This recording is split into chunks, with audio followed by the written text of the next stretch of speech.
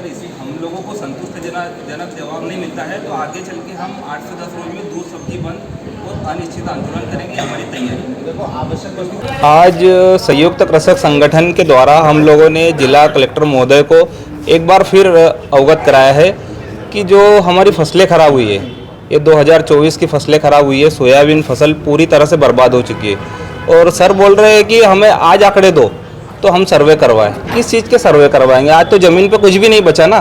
किसान के पास क्या है? उसने पूरी फसल जो एक एकड़ में 1 क्विंटल सोयाबीन निकला था, 1-1.5 क्विंटल, कहीं 50 किलो, वो भी बेच बाच के वरी हो चुका है। और अब क्या सर्वे करवाएंगे? हम लोगों ने 23 अक्टूबर को भी दिया था ज्ञापन। फिर 11 सितंबर को एक बहुत बड़ी रैली में किसान आए, 8,000 10,000 किसान आए। किसानों ने यहाँ पर जिला प्रशासन को अवगत कराया कि हमारी फसलें खराब हुई है। पर कहीं ना कहीं मेरे को लगता है कि जिला प्रशासन भी सोया हुआ है। ये इनको नींद से जगाने की अब बारी आ चुकी है।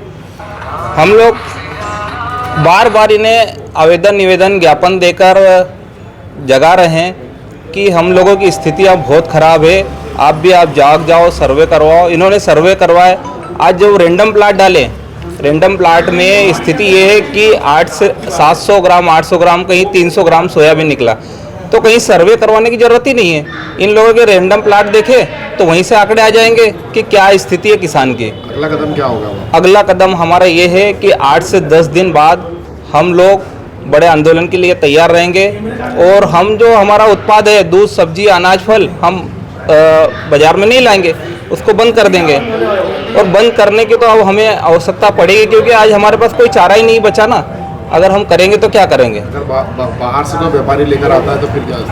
हम लोग उन लोगों से भी पहले उन लोगों को अवगत करा देंगे कि भाई हमारा जो आंदोलन चल रहा है सांकेतिक मतलब शांतिपूर्ण आंदोलन रहेगा। आप लोग भी इसमें सहयोग करें। और अगर नहीं सहयोग करते हैं तो जो बाहर से जो पैकेट वाले दूध आते हैं उनको भी हम बंद करेंगे। मेरा नाम जय पटेल, संयुक्त कृषक संगठन खंडवा जिला मीडिया प्रभारी। हमारी प्रमुख मांगे 2 है कि असमय और अतिवृष्टि से किसानों की सोयाबीन, मक्का और प्याज की फसल, कपास की फसल को क्षति हुई थी।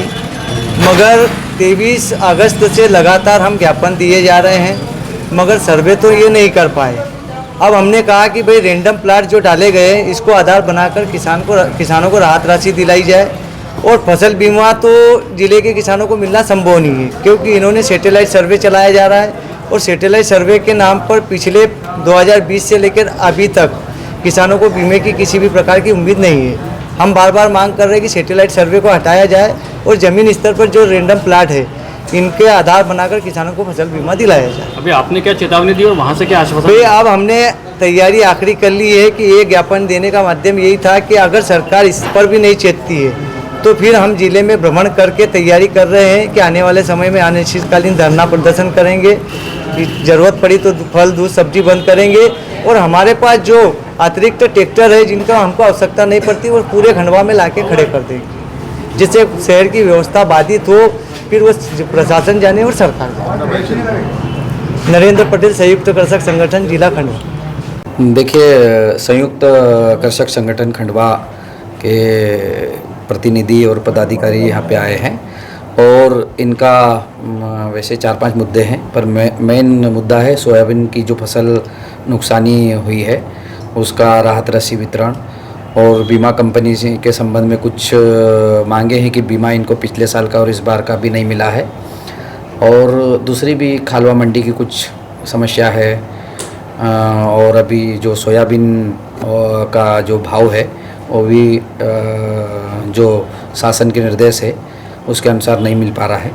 इसके संबंध में अभी चर्चा चल रही है और अभी चर्चा कर रहे हैं और उम्मीद है कि कुछ इसके संबंध में कुछ पॉजिटिव समाधान निकलेगा। किसानों ने चेतावनी दी है कि वो जो आवश्यक वस्तुएं हैं उनका जो है वो बंद कर देंगे, दूध सहित अन्य चीज़, फल और सब्जियां।